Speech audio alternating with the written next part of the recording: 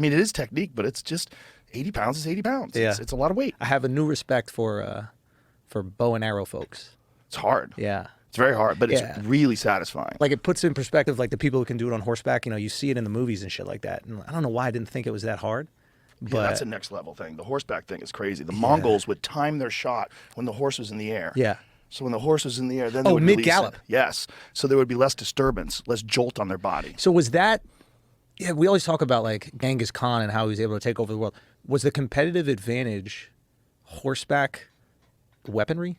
They had a lot of things going for them. They had strategy, first of all. They had devious, wild strategies. Like, they would set people up. Like, they would send a small party out, and those people would go after a small party and chase them down, and they would lead them into, like, a canyon filled with Mongols and just slaughter everybody and block the exit. And they would hold a siege. They would attack a city, and they would bring so much food and so many supplies, they just camp outside the wait city for them to starve until everybody starved out. And then they would start killing people and lighting them on fire and putting them on catapults and launching them over the walls and light their own houses on fire with the dead bodies of people they killed. That's motivational. Bro. Yeah. Those motherfuckers killed 10% of the population. That's the crazy thing. Like, I don't know. I always wonder about these times. Like what was like the Roman Empire's advantage? And, you know, some people chalk it up to like roads. Or like, why was Genghis Khan so effective? But at a certain point in time, it has to be technology, right? There was a lot going on. There was the knowledge of the recurve bow. They were really good at the recurve bows. They had catapults. And they just had, like, Genghis Khan just had this unquenchable desire to take over the world. Yeah.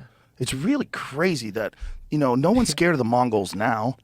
You know, but then when one of those dudes fights in the UFC, you're like, Jesus. Wait, who's Mongolian in the UFC? Let's see. Who do we have? The Mongolian murderer. That's one dude.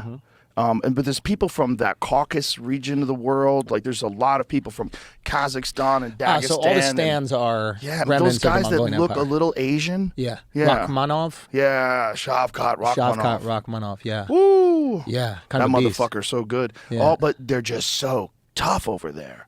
It's just crazy that they took over the whole world at one point in time, and then it all went away. Like, that's a lesson for America to learn, because Americans have this idea that we are the centerpiece of the military of the world. This is it. This is the baddest fucking army that's ever existed, bro. No one's going to stop us. But the reality is, like, every single civilization that has been in control has gone under. They all go under. Now, did those civilizations have nukes? No, that's the problem. That's the tricky thing.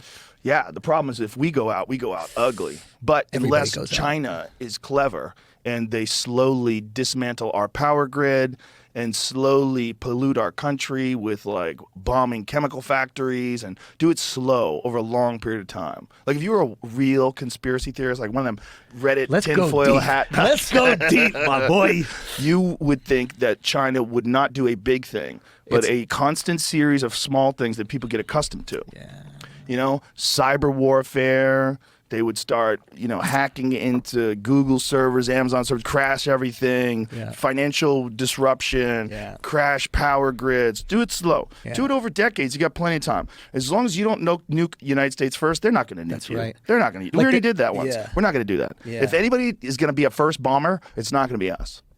It's not going to be us. Yeah. There's no way. Yeah. That's a problem. That's a strategic problem. Yeah. Because we're all worried about Putin. We're like, what if Putin gets back to the corner? What if Ukraine starts winning? What if this? What if that? What if Putin really does have cancer? What if he decides to go out with a bang? Like, we're worried about that. No one's worried. What if Biden just nukes China?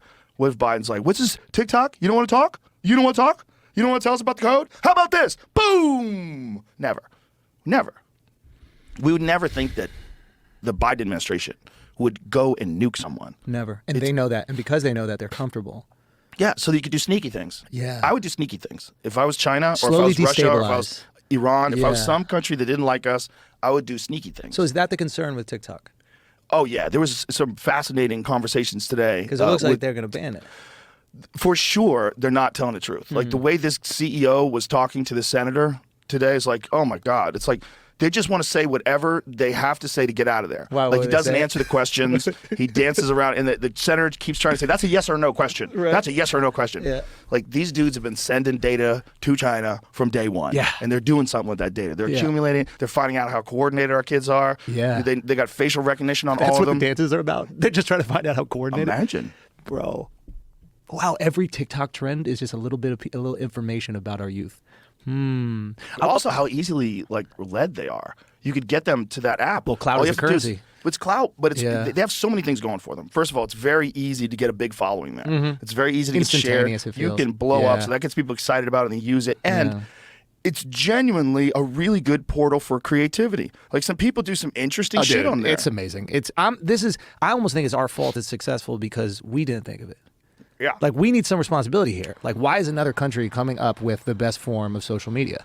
That's on us. We dominated social. That's Adam Curry's theory. What do you say? Adam Curry doesn't believe it's any different in the way it gathers data than what the American It's just social a media better platforms. distributor of that data. He just thinks that, no, this is just China kicking our ass, Yeah. and we want to stop them from doing that. Yeah. That we're not doing things that are that much different than what Yeah. they're doing. I Yeah. don't know if that's true. Well, I don't know. It's just Adam is very smart, though. Yeah, no, I think that there's something to that. It's like you want to win the culture war, and we've done that so well, right? Like we had all these movies, these TV shows that like shared our culture around the world, and that culture was romantic. It's sexy. You go my watch God. fucking Top Gun, you go watch Maverick, and you're just like, oh my God, how amazing is it to be American? How about when Rocky wins with American shorts on? Got American flag shorts on? Best. Away game too.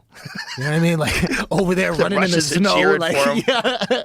If we can change, you can change. We all change. 30 years later, same fucking problem. Same fucking problem. Bro, I remember when that problem went away.